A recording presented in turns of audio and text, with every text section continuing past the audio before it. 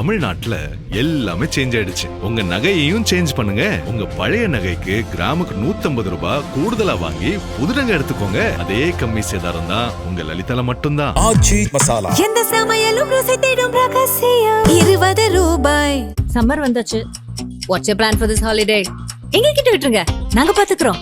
GT Holidays, South India's #1 travel brand. Nakkheeran நேயர்களுக்கு வணக்கம். இன்று நம்முடன் கருத்துக்களை பகிர்ந்து கொள்ள இணைந்திருக்கிறார் அரசியல் விமர்சகர், கல்வியாளர், முனைவர் ராமசுப்ரமணியம் அவர்கள். வணக்கம் சார். வணக்கம் மிஸ்டர் ராஜவேன். இந்தியா கூட்டணியுடைய கூட்டம் டெல்லியில் நடந்தது நேற்றுக்கு. இதில் 25 கட்சிகள் பங்கேற்றாங்க. அதில் முக்கியமாக 5 முடிவுகள் எடுக்கப்பட்டதெல்லாம் அறிவிச்சிருக்கிறாங்க. இதில் பங்கேற்காதது திமுக. அது முன்னாடியே சொல்லிட்டாங்க திமுகவும் பங்கேற்கல அப்படின்னு.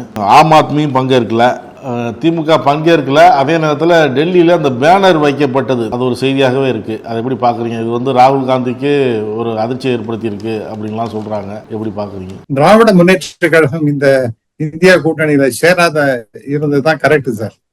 ஏனென்றால் மதியாதார் தலைவாசல் மிதிக்க வேண்டாம் அப்படிங்கிற மாதிரி திராவிட முன்னேற்ற கழகத்தினுடைய தோளிலே ஏறி காங்கிரஸ் ஆனது 10 MP சீட்டுகளை நாடாளுமன்ற தேர்தலில் பெற்றுவிட்டு இப்ப சமீபத்தில் நடந்த அசம்பிளி எலெக்ஷன்லையும் ஒரு 5 இடத்தை வெற்றி பெற்றுவிட்டு ஒரு ராஜ்யசபா இடத்தையும் திராவிட முன்னேற்ற கழகத்திலிருந்து பெற்றுக்கொண்டு இவ்வளெல்லாம் செய்த பிறகு திடீர்னு இதுக்கு போறாங்க. அவங்க தாவேகாவோட போய் சேருகிறார்கள். அதற்கு பெரிய கொண்டாட்டம், ஆர்ப்பாட்டம், சந்தோஷம். நாங்க இல்லைன்னா திராவிட முன்னேற்ற கழகம் இந்த அளவுக்காக ஜெயிச்சிட முடியுமாங்கிற மாதிரி மாறுதட்டி பேசுவது எல்லாம் திராவிட முன்னேற்ற கழகத்தை இழிவுபடுத்துவதாகத்தான் நான் பார்க்கின்றேன். அதனால இந்த நேரத்துல அவங்க மறுபடியும் போய் அங்க சேருவது, உட்கார்ந்து பேசுவது என்பது நிச்சயமாக ஏற்புடையதாக இருக்காது. கிரீஷ் சோடங்கர்லாம் இதுல திமுக பங்கேற்கணும், வரணும், திமுக கூட்டணிலாம் இருக்கு அப்படின்னு தானே முதல்ல சொல்லிட்டு இருந்தாரு. அவர் சொல்வார் சார். நான் கேட்கிறேன், சாதாரணமாக ஒரு சாதாரண மனிதன் கூட தன்னுடைய அதிருப்தி இந்த ஒரு கசப்பான ஒரு நேரத்தில் வெளிப்படுத்தத்தான் செய்வான். அது போல ஒரு மிகப்பெரிய ஆர்கனைசேஷன் டிஎம்கேங்கிறது. அதை வைத்துக் கொண்டுதான் இப்ப காங்கிரஸ் இந்த அளவுக்கு ஒரு கணிசமான வெற்றிகள் எல்லாம் பெற்றிருக்கின்றன. அப்படி இருக்கும் பொழுது அந்த திராவிட முன்னேற்ற கழகத்தை கசக்கி பிழிஞ்சு எவ்வளவு மேக்சிமம் எவ்வளவு எக்ஸ்ட்ராக்ட் பண்ண முடியுமோ அவ்வளவு பண்ணி 28 தொகுதிகளை வாங்கிட்டு அதுல 5 தான் வெற்றி பெற முடிந்தது. அதுவும் அந்த 5ம் மிகப்பெரிய கடினமான திராவிட முன்னேற்ற கழகத்தினுடைய உழைப்பினால வந்தது. அதுல ஒன்றும் சந்தேகமே கிடையாது. அதுமாதிரி ராஜ்யசபா எம்பி இதெல்லாம் பார்க்கும்போது எப்படி சார் மறுபடியும் இன்னொன்னு தாவேகாட்ட போய் ஒரு ராஜ்யசபா எம்பி வாங்கிட்டு ரொம்ப அப்படியே சந்தோஷ சாகரத்தை மிதக்கின்றார்கள். அப்படி இருக்கும்போது இது திராவிட முன்னேற்ற கழகம் தனியா போய்விட்டது அல்லது தனிமைப்படுத்தப்பட்டு விட்டது அப்படிலாம் பேசுவது என்பது ஐ திங்க் சரி கிடையாது. ப்ராபபிலி ஆஃப்டர் சம் டைம் இந்த இது மீண்டும் இந்த ரிலேஷன்ஷிப் சரி செய்யப்படலாம். அது எனக்கு இம்மீடியட்டா சொல்ல முடியாது. ஏன்னா அரசியல்ல எதுவுமே நிரந்தரமே கிடையாது. ஆகவே இந்த நேரத்துல திராவிட முன்னேற்ற கழகம் அங்க போய் சேரலைங்கிறது சரியான முடிவாகத்தான் நான் பார்க்கின்றேன். ஒரு அந்த கட்சிக்கு உள்ள அந்த மாதிரி மரியாதை, அங்கீகாரம் அதெல்லாம் கொடுக்கப்படவில்லை என்றால் நிச்சயமாக திராவிட முன்னேற்ற கழகம் அதை விட்டு ஒதுங்கி இருக்கும் அப்படிங்கிற மாதிரி தெளிவுபடுத்தப்பட்டிருக்கின்றது. போஸ்டர்ஸ் அப்படிதான் ஓட்டிருக்காங்க. ஏன்னா இவ்வளவு தூரம் இந்த திராவிட முன்னேற்ற கழகம் காங்கிரஸ் சுமந்து, அதுவும் ராகுல் காந்தி தான் பிரைம் மினிஸ்டர் அப்படிங்கிற மாதிரி முதல் முறையாக இந்தியாலேயே அறிவிச்சு இந்தியா கூட்டணி அப்படிங்கிறதுக்கே ஒரு பெரிய முக்கியத்துவம் கொடுக்கப்பட்டதுங்கிறது டிஎம்கேல தான். அதனால நீங்க அதை சாதாரணமா நீங்க எடுத்துக்கொள்ள முடியாதுங்கிறது தான் என்னுடைய கருத்து சார். சொன்னீங்க தேர்தல் முடிஞ்ச உடனே காங்கிரஸ் கட்சி உடனே அங்கே போயிடுச்சு, தாவேகாட்ட போயிடுச்சு, அங்கே ஒரு ராஜ்யசபா எல்லாம் வாங்கிடுச்சு அப்படின்லாம் சொன்னீங்க. மற்ற கட்சிகளும் போயிடுச்சு, திமுக தனிமைப்பட்டு விட்டதுங்கிற மாதிரி எல்லாருமே பேசுகிறாங்களே. தேமுதிக, மனிதநேய ஜனநாயக கட்சி, மனிதநேய மக்கள் கட்சி, இவங்க தான் இருக்கிறாங்க. ஆமா சார், அதுவும் காலத்தின் கட்டாயமாக உட்காந்துருக்காங்கன்னு நினைக்கிறேன். மதிமுகவை பொறுத்த வரைக்கும் அவங்களுக்கு திராவிட முன்னேற்ற கழகம், எனக்கு நான் அப்படி ஒரு கடுமையாக பேசுகின்றவன் அல்ல. இருந்தாலும் என்னால நான் அரசியலை உற்று நோக்கி கவனித்துக் கொண்டிருக்கின்றேன் பல காலமாக. இப்படி பார்க்கும்பொழுது மதிமுகவுக்கு வந்து திராவிட முன்னேற்ற கழகம் அழிய வேண்டும் அப்படிங்கிற மாதிரி ஒரு நிலைப்பாட்டை தான் அவங்க இருந்து கொண்டிருக்கின்றார்கள். நாம வெற்றி பெற வேண்டும், அந்த கட்சி அழியும் அப்படிங்கணும் ஒரு எண்ணப்பாடு தான் அவங்கள்ட்ட இருந்திருக்குன்னு நான் நினைக்கிறேன். அதனுடைய வெளிப்பாடாகத்தான் துரை வைகோ வந்து பார்லிமெண்ட் எலெக்ஷன்லயே ரொம்ப கடுமையான முறையில டிஎம்கே பத்தி எல்லாம் கூட கமெண்ட் பண்ணி, அதனால அதுதான் அவங்களுடைய மனசுல உள்ளூர ஓடிக்கொண்டிருக்கின்றது. திராவிட முன்னேற்ற கழகத்தை இன்னும் விரும்பி ஏற்றுக்கொள்ளவில்லை அவர்கள். அவுட் ஆஃப் நெசசிட்டி நாம வந்து சர்வே ஆகணுமே ஒரு கட்சியா அப்படிங்கிற மாதிரி இருக்கிறது தான் அந்த திருச்சியில துரை வைகோ அவர்கள் அவருக்கு முட்டு கொடுத்து எப்படியோ வெற்றி பெற செய்தார்கள். பெரும் வெற்றி பெற்றார் அவர். அது அடுத்தது நீங்க பார்த்தீர்கள் என்றால் இப்ப 2 இடம் ஜெயிச்சிருக்காங்க. அதுக்கு என்ன சொல்றாங்கன்னா, துரதிர்ஷ்டம், நாங்க வந்து எங்களுடைய சின்னத்தில் நிற்க முடியல அப்படிங்கிறது. இது இப்ப ஞானோதயம் இப்பதான் ஏற்பட்டுதாமா அவர்களுக்கு. இது முன்னாடி எல்லாம் ஒண்ணும் கிடையாது. போன எலெக்ஷன் எதுல நின்னாங்களாம், அப்பெல்லாம் அந்த ஞானோதயம் வரலையாமா. ஆகவே இது வந்து அவங்களுடைய உண்மையான மனசில் இருக்கக்கூடிய எண்ணத்தை வெளிப்படுத்துகின்றதாகத்தான் தெரிகின்றது. நேற்றுக்கு இந்த இந்தியா கூட்டணியில போய் திரு வைகோ அவர்கள் போய் உட்கார்ந்திருக்கார்.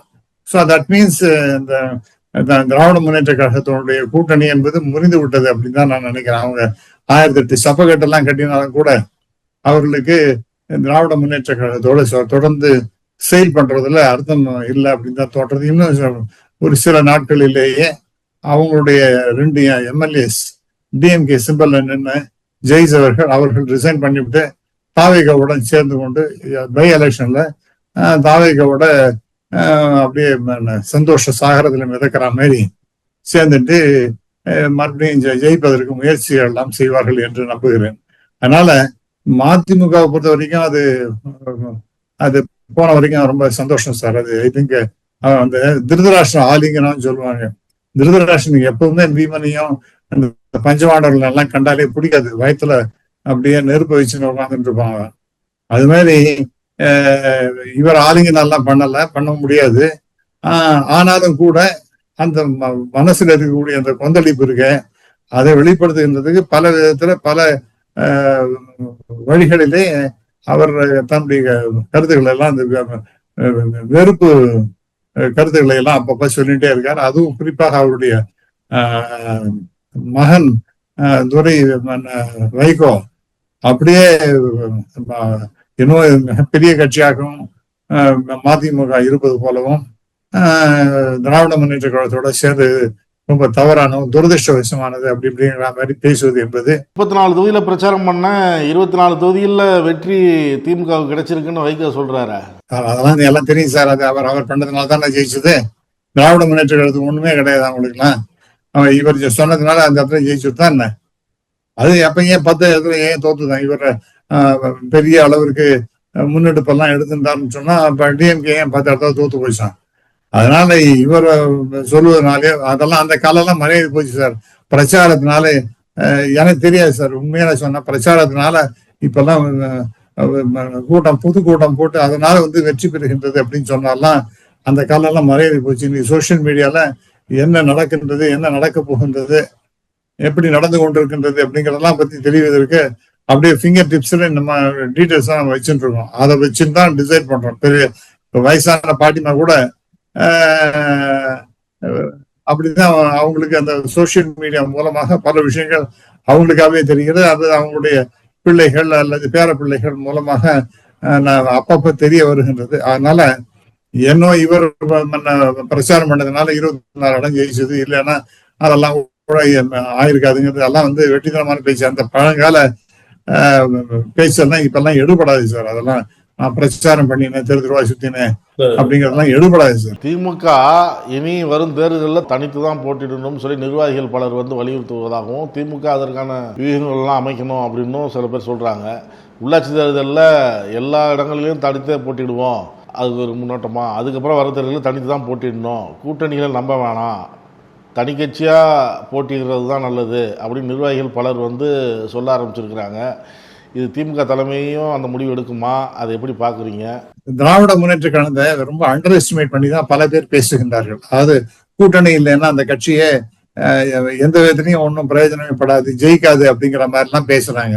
அதெல்லாம் என்னால் ஏற்க முடியாது. அதாவது நீங்க அந்த சீட்ஸை ஷேர் பண்ணி மற்றவங்களுக்கும் கொடுத்ததுனால உங்களுக்கு ஓட் ஷேர் என்பது குறைவாக காண்பிக்கப்படுகின்றது. ஆனால் இதே டிஎம்கே முழுமையாக நின்றாங்கன்னா எப்படி இருக்கும் யோசிச்சு பாருங்க.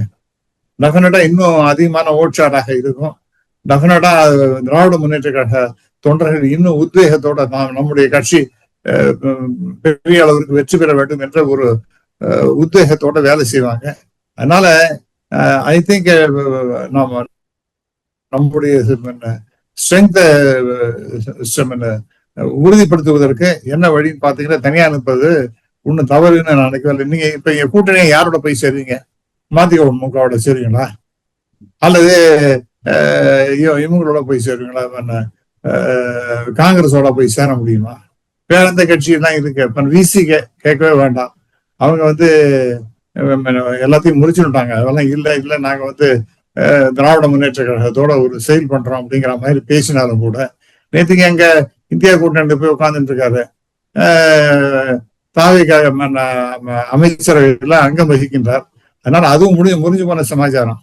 அதனால ரொம்ப இன்ஃபேக்ட் உயர்திரு ஸ்டாலின் ரொம்ப நல்ல மனுஷன். அவர் தன்னோட கூட்டணி கட்சிகளுக்கு out of the way accommodate பண்றதுக்காக பல காரியங்களை செய்துட்டு இருக்காரு. அதனால அந்த கட்சிக்கே சோதனைகள்லாம் ஏற்பட்டு இருக்கின்றது நான் கருதுகிறேன்.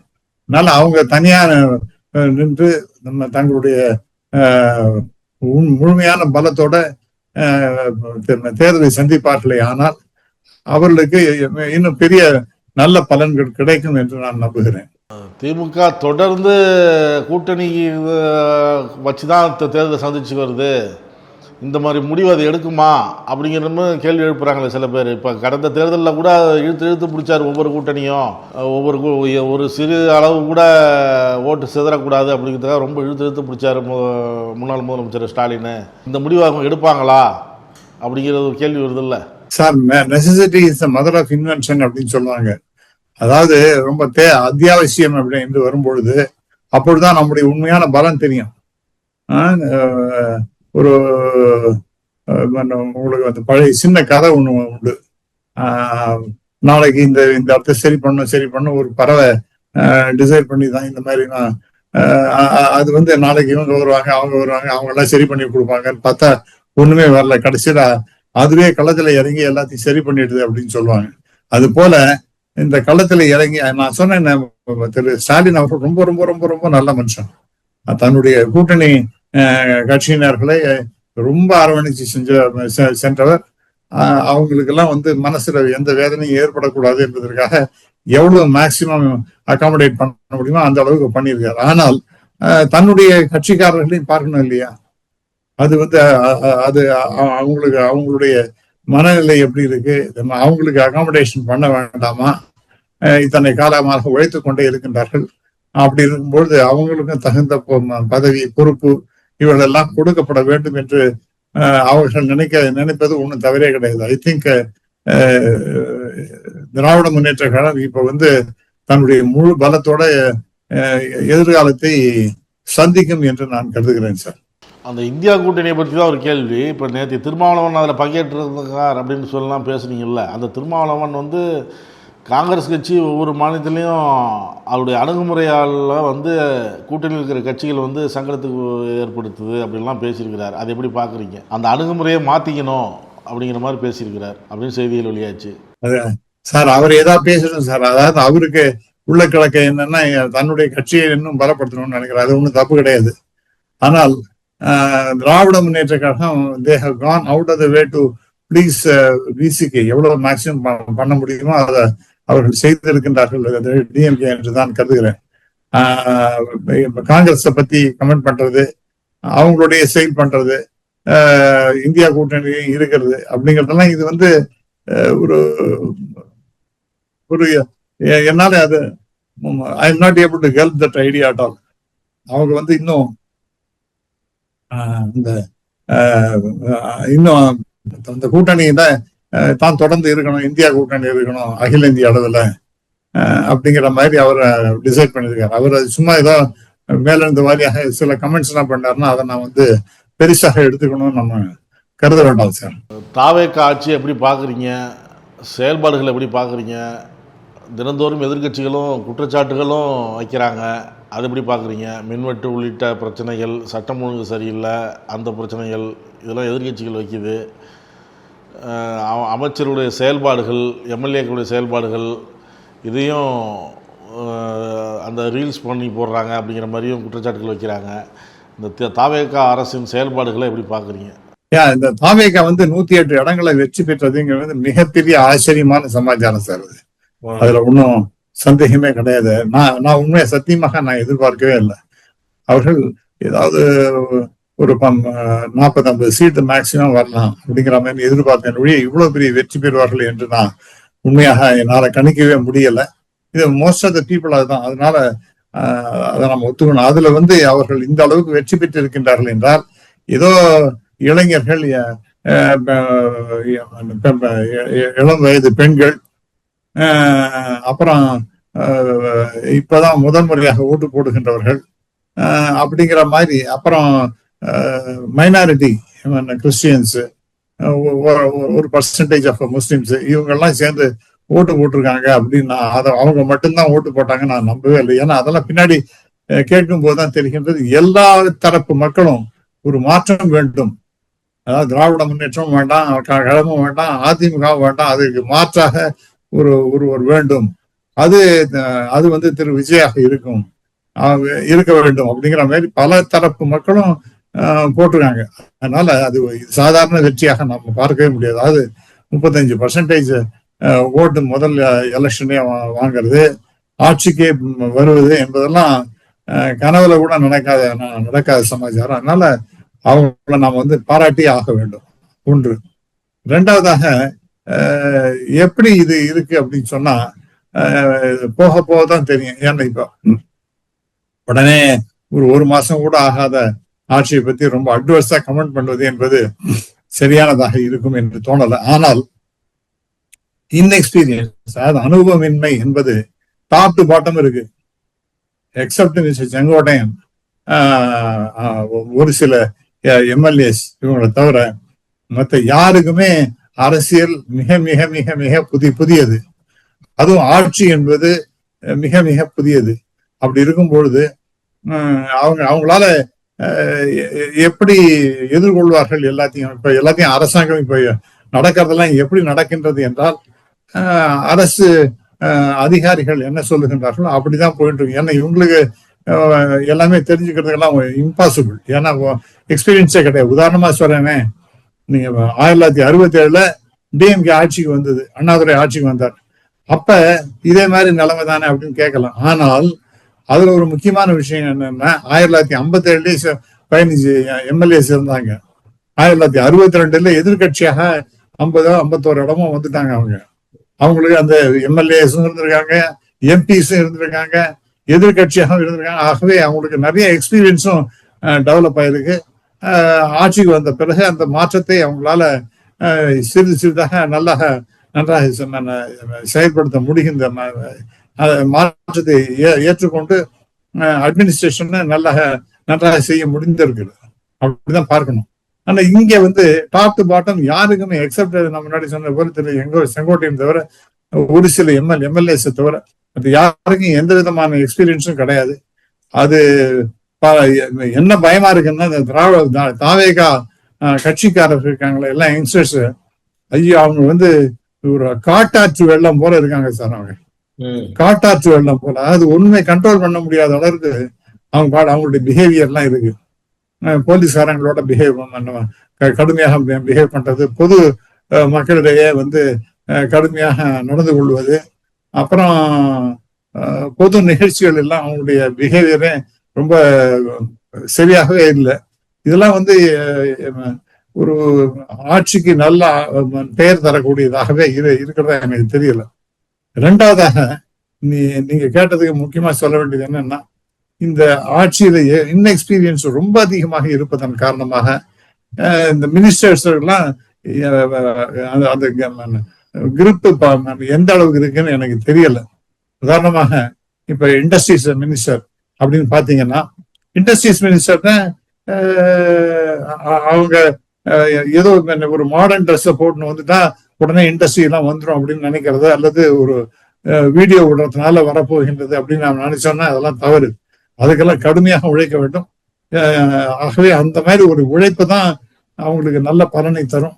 நிறைய இண்டஸ்ட்ரீஸ் வெளியில போயிட்டு இருக்கு சார், நிறைய இண்டஸ்ட்ரீஸ் தமிழ்நாட்டை விட்டு வெளியில போயிட்டு இருக்கு. இதெல்லாம் யாரு பாக்குறதுங்கிறது தெரியல. இதெல்லாம் ரொம்ப சீரியஸா கவனிக்கணும் இந்த அரசாங்கம். வெறும் ரீல்ஸ் போட்டு மட்டும் you cannot convince the people all the time. அதனால டெஃபினட்டா அந்த ஒரு எந்த இதுவா இருக்கட்டும், இப்ப ஃபைனான்ஸ் எப்படி இருக்க போகின்றதை நம்ம பொறுத்து தான் பார்க்கணும். அந்த ஃபைனான்ஸ் மினிஸ்டருடைய ஆக்டிவிட்டிஸ், அவருடைய பர்ஃபார்மன்ஸ் கொஞ்ச நாள் வெயிட் பண்ணி தான் நமக்கு தெரியும். ஏன்னா இப்ப உடனே அவரை பத்தி நம்ம புரிந்து கொள்ள முடியல. மற்ற சில மினிஸ்டர்ஸ் ஏதோ இங்கொன்றும் அங்கொன்றுமாக ஏதோ பேசுகிறார்கள், அதெல்லாம் எவ்வளவு சரியாக இருக்குன்னு இப்ப நம்மளால சொல்ல முடியாது. அதனால அவங்களுக்கு நம்ம கொஞ்சம் டைம் கொடுப்போம். ரொம்ப கடுமையாக நம்ம விமர்சனம் செய்ய வேண்டாம் என்பதுதான் என்னுடைய கருத்து. இல்லை, இப்போ அந்த 6 மாதம் கழித்து இப்போ நீங்கள் செங்கோட்டையன் போல் ஒரு பேர் வந்து அனுபவம் உள்ளவர்கள் அப்படின்லாம் சொல்கிறீங்க. இந்த அனுபவத்தை வச்சு அந்த 6 மாதத்தில் நடக்கிற விஷயங்களை வச்சு அதுக்கப்புறம் ஒரு நல்ல நிர்வாகமும் மக்கள் கோரிக்கையும் நிறைவேற்றுற மாதிரி மாறுமா? எப்படி பார்க்குறீங்க? நான் நடந்ததுன்னா ரொம்ப சந்தோஷம் சார். நடக்கலைன்னா என்ன செய்ய முடியும்? நம்ம எதிர்பார்க்கணும். 6 மாசம் அந்த அது என்ன எதுக்காக தெரியுமா அந்த 6 மாசங்கிற கதையெல்லாம் வந்தது? திரு அண்ணாதுரை அவர்கள் சீஃப் மினிஸ்டர் ஆன உடனே திரு காமராஜர் அவர்கள் சொன்னார், எதிர்கட்சி இருக்கின்ற காமராஜர் அவர் சொன்னார், இது நாம இவங்களுக்கு புதுசா அனுபவம் இல்லாம வந்திருக்காங்க, நாம 6 மாசம் வெயிட் பண்ணுவோம், அதற்கு பிறகு நம்ம கமெண்ட் பண்ணுவோம் அப்படின்னு அவர் சொன்னார். அது வந்து அந்த காலத்துல 1967 அது நடந்த சமாச்சாரம். ஆனால் இன்னைக்கு அது பொருந்துமானா டெஃபினட்டா பொருந்தது. அது 50 வருஷம் கழிச்சு நம்ம இப்ப புதிய ஆட்சி வந்திருக்கின்றது என்றால் இந்த ஆட்சி என்ன செய்கின்றது அப்படிங்கிறது ஒரு நிமிஷமும் நமக்கு தெரிகின்றது, நன்றாகவே தெரிகின்றது. சோசியல் மீடியால தெரிகின்றது, டெலிவிஷன் சேனல் தெரிகின்றது. முன்னாடிலாம் பத்திரிகை மறுநாளை தான் வரும், என்ன நடக்கிறதுங்கிறது நம்ம தெரிஞ்சுக்கிறது பத்திரிகை மறுநாளை தான் தெரிஞ்சுக்க முடியும். ஆகவே அந்த மாதிரி எல்லாம் இப்ப கிடையாது. இப்ப அடுத்த நிமிஷம் டெலிவிஷன்ல வந்து வருது. அதற்கு முன்னாடியே உங்க கைபேசி இருக்க, அதுல இன்டர்நெட் கனெக்ஷன் வச்சிருந்தீங்கன்னா உங்களுக்கு டான்னு எல்லா மெசேஜஸும் என்ன நடந்து கொண்டிருக்கின்றது வருகின்றது. அதனால 6 மாசம் வெயிட் பண்ண வேண்டிய அவசியம் எல்லாம் கிடையாது. டெஃபினட்டா people will evaluate the performance of this government. அப்பப்போ பண்ணதான் செய்வாங்க. அதுக்கு தகுந்தாப்புல அந்த மினிஸ்டர்ஸும் மற்ற concerned people who are in administration அவங்க எப்படி பர்ஃபார்ம் பண்றாங்க, தங்களை தாங்களே செம்மையாக செதுக்கி வைத்துக் கொள்ள வேண்டும் அப்படிங்கறதுதான் எல்லாரும் எதிர்பார்ப்பாங்க. அதனால ஒண்ணுமே பேசக்கூடாதுன்னு ஒண்ணு அர்த்தம் கிடையாது. அதனால கடுமையாக விமர்சனம் பண்ண வேண்டாம். பட் விமர்சனம் என்பது தவிர்க்க இயலாது என்பதுதான் என்னுடைய அபிப்பிராயம் சார். பாரதிய ஜனதா கட்சியின் மாநில முன்னாள் தலைவர் அண்ணாமலை அவர் வந்து ஒரு புதிய இயக்கம் தொடங்கி இருக்கிறாரு. டிசம்பர் மாசத்திலேயே நான் வந்து விலகதா சொன்னேன், அவங்க இருக்க சொன்னதுனால இருந்தேன் அப்படின்ற மாதிரிலாம் சொல்லியிருக்கிறாரு. பாஜக கட்சியின் தேசிய தலைவர் மற்றும் அமித்ஷா ஆகியோர்களை சந்தித்து இந்த கட்சியிலேருந்து நான் விலகிறேன் அப்படின்னு சொல்லிட்டு அங்கே ராஜினாமா கடிதம் கொடுத்துட்டு மோடியை சந்திக்க இருந்தேன், ஆனால் மோடியை சந்திக்க முடியல அப்படின்லாம் சொல்லியிருக்கிறாங்க. இது எப்படி பார்க்குறீங்க? இந்த புதிய இயக்கத்தில் இணைஞ்சவங்களுக்கு ஒரு பயிற்சி கொடுத்து தான் அதுக்கப்புறம் கட்சி தொடங்க போகிறேன், இதில் மாற்றம்லாம் வரும், ஒருத்தரே தலைவர் இல்லை, ஒருத்தரே மந்திரியாக இருக்க மாட்டாங்க, ஒருத்தரே எம்எல்ஏவாக இருக்க மாட்டாங்க, இதெல்லாம் மாறும் அப்படின்லாம் சொல்லியிருக்கிறாரு. இது எப்படி பார்க்குறீங்க? இந்த பக்கம் நயினா நாகேந்திரன் வந்து புதிய அவங்களாம் நம்பிலாம் போக வேண்டாம் அப்படின்லாம் சொல்கிறாரு. அதோட மட்டும் இல்லை, அவராக அந்த நயினா நாகேந்திரன் உள்ளிட்ட சிலர் வந்து மூத்த நிர்வாகிகள்லாம் சொல்கிறாங்க அண்ணாமலையால் பாஜக ஒன்றும் பெருசாக ஒன்றும் வளரல அப்படிங்கிற கருத்தும் அந்த பக்கம் வைக்கிறாங்க. இது வரைக்கும் திரு அண்ணாமலை அவர்கள் பிஜேபியில தலைவராக இருந்தது, அதாவது முதல்ல துணைத் தலைவர், அதற்கு பிறகு தலைவர் என்றெல்லாம் வந்த பிறகு அவருக்கு கொடுத்த முக்கியத்துவம், அவருக்கு கொடுக்கப்பட்ட அந்த மீடியா கவரேஜ், அது மட்டுமல்ல மத்திய பாஜக இவரை ப்ரமோட் பண்றதுக்காகவும் கட்சியை ப்ரமோட் பண்றதுக்காகவும் செலவிட்ட பணம் அப்படிங்கிறதெல்லாம் எந்த தலைவருக்கு முன்னாடி இருந்த தலைவர்கள்லாம் கிடைக்கல. அதே சமயத்துல முன்னாடி இருந்த தலைவர்கள்லாம் மிகப்பெரிய அளவிற்கு ஒரு ஒரு பாலிட்டிஷியன் தான் கிடையாது. அவங்கள ஏதோ தலைவரான்னு போட்டு வச்சாங்க, அவங்க தலைவர்னு சொல்லிட்டாங்க. இப்ப உதாரணமாக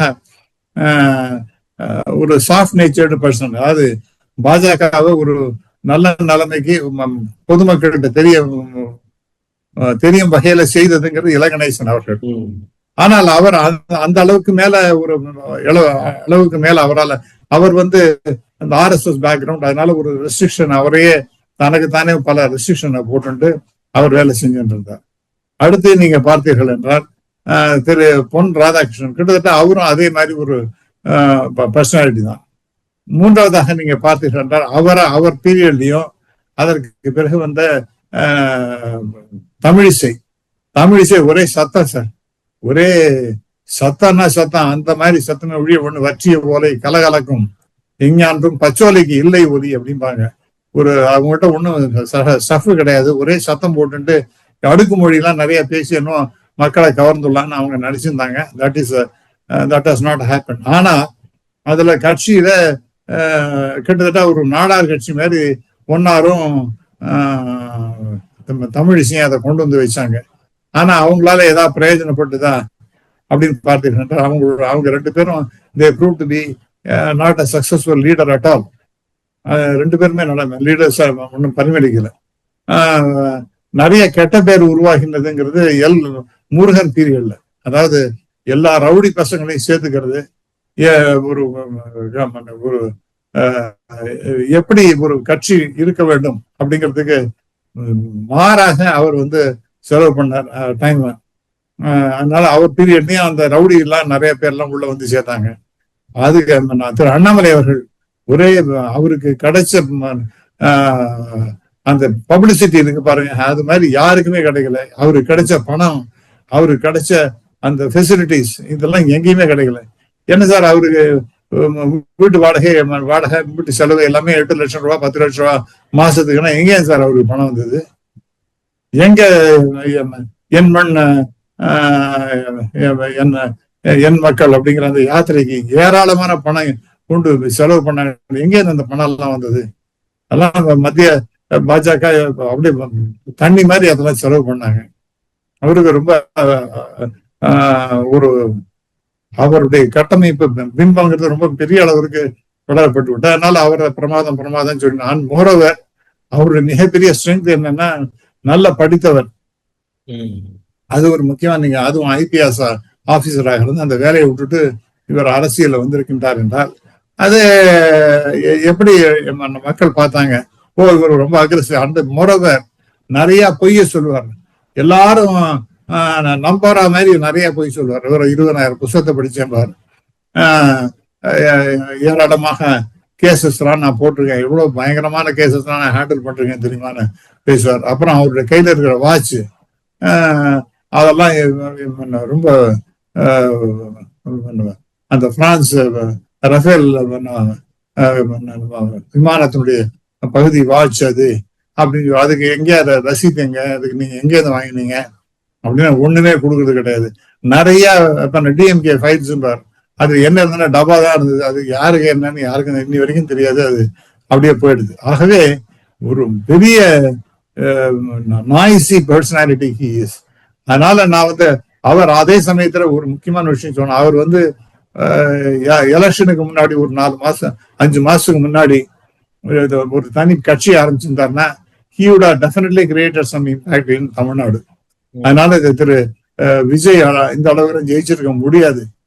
ஏன்னா அவர் வந்து ஒரு இம்பாக்டா கிரியேட் பண்ணிட்டு பாருங்கிறது நிச்சயம். ஏன்னா அவருக்கு அந்த மாதிரி ஒரு இமேஜ் அவர் பில்டப் பண்ணி வச்சிருக்காரு. ஆனா நாட்போக அவருடைய உண்மையான இப்ப அவரை பத்தி யாரும் சும்மா விட போறதில்லை. எப்படி எல்லாம் எவ்வளவு தப்பு பண்ணிருக்காரு, எப்படி எல்லாம் பணம் சம்பாதிச்சிருக்காரு. இன்னும் சொல்ல போனா இந்த அனௌன்ஸ்மெண்டே ஒரு தனியாக அமைப்பு, அதற்கு பிறகு அரசியல் கட்சி அப்படிங்கறதெல்லாம் அவர் வந்து ராஜ்யசபாக்காக ரொம்பவும் கடுமையான முயற்சி கடைசி வரைக்கும் பண்ணிட்டு கிடைக்கல. நாங்க வந்த பிறகுதான் நாங்க டெல்லியில உட்காந்து பயங்கரமா லாபி எல்லாம் பண்ணி பார்த்து அது ஒன்றும் சக்சஸ்ஃபுல்லா ஆகலைங்கிறத பிறகுதான் இப்ப தனி கட்சி ஆரம்பிச்சிருக்காரு அப்படின்னு நிறைய பேர் சொல்றாங்க. அதனால திரு அண்ணாமலை அவர்கள் இளைஞர் பட்டாளத்தை இழுக்கின்றார் என்பது உண்மை.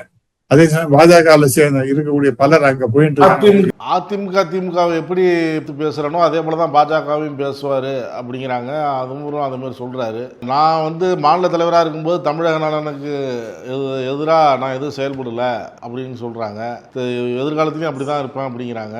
சார் அதெல்லாம் நான் தான் நிறைய பேசுவார்னு சொன்னேன் சார். இது மாதிரி மட மட மட மட மட மட வேக வேகமா பேசுவார் சார். அதெல்லாம் கேட்கறவங்களுக்கு எல்லாம் ஆஹா இவர் இன்னும் ஏராளமான விஷயங்கள் கையெல்லாம் வச்சிருக்காரு, ஏன்னா படிச்சு இருக்காரு, நல்ல எக்ஸ்பீரியன்ஸ் உள்ள ஆளு, அதனால இவர் சொல்றதெல்லாம் சரியாதான் இருக்குங்கிற மாதிரி பலர் நம்பி கொண்டிருந்தார்கள். ஆனால் அதை நம்பிதான் இப்ப நிறைய பேர் பாஜக வெளியில போறாங்க. இப்ப இது இன்னொரு விஷயம் என்ன சொல்லுகின்றார் என்றால், இது பாஜகவுடைய ஏற்பாடுதான். அந்த அவங்களுடைய ஏற்பாடு. ஏன்னா தமிழ்நாட்டுல அவங்களால ஒன்னும் கால பதிக்கவே முடியல. ஒன்னும் கழுத செஞ்சு கட்டருமானா மாரி தனியா நின்று கூட ஒரு இடத்துல ஜெயிக்கக்கூடிய நிலைமை இருந்த பிஜேபி கூட்டணி சேர்த்து கடைசியில 33 பேர்ல ஒன்னே ஒண்ணு கண்ணை அதுவும் 1000 ஓட்டுல ஜெயிச்சிருக்காங்க. இதெல்லாம் நீங்க பார்க்கும்பொழுது அவரால்லாம் அவர் ஏதோ பெரிய வானத்தை வில்ல வளைச்சிடுவாரு, மணலை கயிறா திரிச்சிடுவாரு அப்படிங்கிற மாதிரி பேச்செல்லாம் சரி விடுன்னு தோணல. நிறைய பேர் அவர் நம்பின்னு போயிருக்காங்க. ஆனால் பாஜக என்கின்ற அமைப்பு ரொம்ப அவசியம் என்று பலரும் கருதுகின்றார்கள், அந்த கட்சியை சேர்ந்தவர்கள்லாம். ஆனால் பெரிய அளவு எக்ஸோடஸ் இருக்குங்கிற மாதிரி 15 லட்சம்னா 15 லட்சம் உலகத்துல இந்த என்னென்னோ மூலையில இருந்தெல்லாம் என்ரோல் பண்ணிட்டு இருக்காங்க சார். அதனால அதெல்லாம் ஒரு மிகப்பெரிய அளவுக்கு சக்சஸ் நம்ம இப்ப சொல்லிட முடியாது. இன்னொரு விவாதம் ஓடிட்டு இருக்கு சார். இப்ப அண்ணாமலை கட்சி ஆரம்பிச்சதுக்கு அப்புறம் இன்னொரு செய்தியும் ஓடிட்டு இருக்கு. இனிமே விஜய் அண்ணாமலை அப்படிதான் அரசியல் இருக்கும் அப்படிங்கிற மாதிரியும் பேசுறாங்க. ஏன்னா அவர் வரக்கூடிய தேர்தலில் நான் போட்டிடுவேன் அப்படின்லாம் சொல்றாரு. அதுக்கான கட்டமைப்புகள்லாம் ரெடி பண்ணிட்டு இருக்கிறோம் அப்படின்லாம் சொல்றாங்க. இந்த பக்கம் இப்படி ஒரு செய்தியும் பரவுது. சில பேர் சொல்றாங்க விஜய் அண்ணாமலை அப்படிதான் இனிமே இருக்கும். சார் டெஃபினட்டா Annamalai will create some kind of an impact நான் நம்புறேன் சார். திரு விஜய் அவர்களுடைய மைனஸ் பாயிண்ட்ஸ் எல்லாம் நிறைய எடுத்து போட்டு உடைப்பார் அவர். ஏன்னா அவர் மாதிரி பவர்ஃபுல்லா விஷயத்தெல்லாம் வெளியில கொண்டு வருதுங்கிறது நல்லாவே எல்லாருக்கும் தெரியும். ஆகவே டெஃபினட்டா அவர் சும்மா இருக்க மாட்டாரு, நிறைய விஷயங்களை போட்டு உடைச்சுட்டே இருக்க போறாரு. அது மிகப்பெரிய இடைஞ்சலாக விஜய்க்கு இருக்கும். சோ விஜயனுடைய அந்த பர்சன்டேஜ் ஆஃப் ஓட் 35% இருக்க அது அப்படியே தொடர்ந்து அந்த அளவுக்கே இருக்குமான நிச்சயமா யாராலையும் உறுதியாக சொல்ல முடியாது. ஏன்னா இது அண்ணாமலையாலையும் ஒரு பெரிய இம்பாக்டை கிரியேட் பண்ணும் நான் நம்புகின்றேன். அதனால அண்ணாமலையே தான் ஆப்போனன்ட் டு விஜய் அப்படிங்கிற மாதிரி எல்லாம் முழுமையாக மற்ற கட்சிகள்லாம் இக்னோர் பண்ணிட்டு அவர் தான் பிரமாதமாக இருக்கக்கூடியவர் அப்படிங்கிற மாதிரி அந்த மாதிரி என்னால ஏத்துக்க முடியல. He will create some impact. அது நிறைய சங்கடங்களை விஜய்க்கு ஏற்படுத்தும், அரசாங்கத்துக்கு ஏற்படுத்துங்கிறதுல சந்தேகமே கிடையாதுன்னு நான் நம்புகின்றேன் சார். ஆனா இன்னொரு முக்கியமான விஷயம், இது பாஜக சம்பந்தப்பட்ட இதை நிறைய பேர் அந்த அசோசியேஷன்ல அல்லது அமைப்புல போய் சேர்றாங்க அப்படின்னு சொன்னா அதை தடுத்து நிறுத்த வேண்டிய பொறுப்புங்கிறது நயனா நாகேந்திரனுக்கு உண்டு. ஆனா ஒண்ணு பண்ண ஒரு 2 நாள் பேசாம இருந்துட்டு நாங்கள் வாழ்த்துக்கிறோம் அப்படி இப்படின்னு எனது வாழ்த்தணுமா? இந்த கட்சியை விட்டு வெளியில போயிட்டு இருக்கானுங்க. அப்படிங்கும் போது யாராவது வெளியில போனீங்கன்னா உங்களெல்லாம் கட்சி ரீதியாக நடவடிக்கை எடுப்போம்னு ஒத்தருமே சொல்ற, எல்லாரும் வாழ்த்துக்கிறோம் சொல்லிவிட்டு அதற்கு பிறகுதான் அந்த கட்சியில சேர்ந்தவர்களே சில பேர்லாம் இந்த மாதிரிலாம் நீங்க பண்ணாதீங்க, இது நம்ம கட்சி விரோதமாக இருக்கின்றது அப்படின்னு சொன்ன பிறகுதான் எதுலயும் நீங்க போய் சேரக்கூடாது, நீங்க இப்ப இம்மியடா சேர்ந்துருந்தா கூட நாங்க அதை மன்னிப்போங்கிற மாதிரி எடுத்துப்போம், தொடர்ந்து நீங்க செயல் பண்ணீங்கன்னா உங்களுக்கு நிறைய இடைஞ்சல் வரும் அப்படிங்கிற மாதிரி அவர் சொல்லிட்டு இருக்காரு. ரெண்டாவது அவங்களுமே கொஞ்சம் சாஃப்டா தான் இந்த விஷயத்துல போறாங்கன்னு பாக்குறேன். ஏன்னா திரு அண்ணாமலையிட்ட நிறைய வீடியோ எல்லாம் இருக்கிறதா கேள்விப்படுகின்றோம். இதெல்லாம் புதுசு இல்லை, இதெல்லாம் புதுசு கிடையாது. நிறைய முக்கியமான தலைவர்களை பத்தி அட்வைஸா இருக்கக்கூடிய சில வீடியோஸ்லாம் அவர் கையில இருக்கு. அது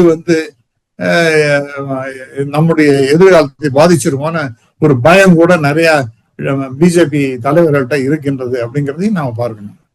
நடப்பு நிகழ்வுகளில் பல்வேறு கருத்துக்களை பகிர்ந்து கொண்டதற்கு நன்றி சார். நன்றி சார். நக்கீரன் டிவிக்கு சப்ஸ்கிரைப் செய்யுங்கள். உங்கள் ஆதரவே எங்கள் பலம். ஆசிரியர்களுக்கு நண்பனாகவும் மாணவர்களுக்கு ஆசானாகவும் திகழும் தேர்வு வழிகாட்டி. ஒவ்வொரு பாடத்திற்கும் அனுபவமிக்க ஆசிரியர்களின் துல்லியமான தெளிவான விடைகள். CNC இருக்கு, தேர்வு பயம் எதற்கு? இது தீரன் பப்ளிஷிங் ஹவுஸ் விற்பனை வெளியீடு.